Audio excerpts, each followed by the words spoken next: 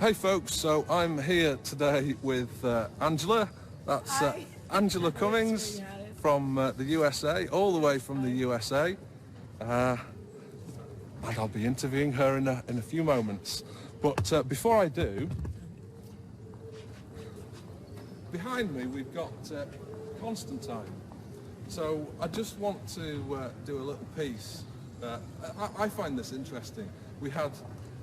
We've got four greats from history. We've got Socrates, Plato, Aristotle, and Alexander the Great. So Socrates, he was from ancient Greece, and he taught Plato. Plato went on to set up the first university, and he taught Aristotle. Aristotle invented the odometer, and that's what's used in cars today for them. That's the mileometer.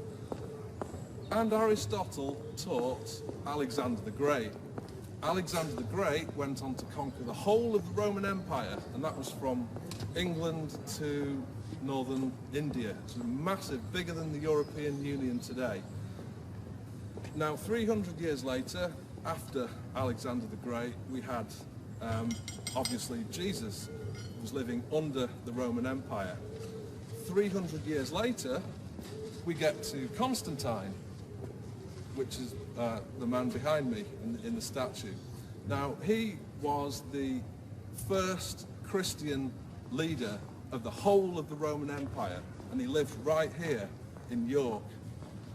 And 1,300 years after Constantine, we get to King James I. And in the year 1604, King James assembled the best team of Greek and Hebrew scholars, 70 of them, to translate the Textus Receptus manuscript as accurately as possible into English. 1 year later, in 1605, Guy Fawkes, a Catholic, attempted to assassinate the king because he was translating the true Bible. It took 7 years to complete the translation. The completion of the King James Version Bible fulfilled a Bible prophecy in Psalms 12, verses 6 to 7, about the word being preserved. We know the King James is the correct Bible because it stands up to academic scrutiny on multiple levels. All other Bible versions, including the NIV, delete these verses, and this is just a small sampling of just some deleted verses that you'll only find in the King James Version. So just over my right shoulder, you can see part of a church. Here's a better picture of it. It's called St. Michael le Belfry Church, and this is the one Guy Fawkes attended. Here's a plaque outside the church that confirms it. Guy Fawkes is a household name in Great Britain.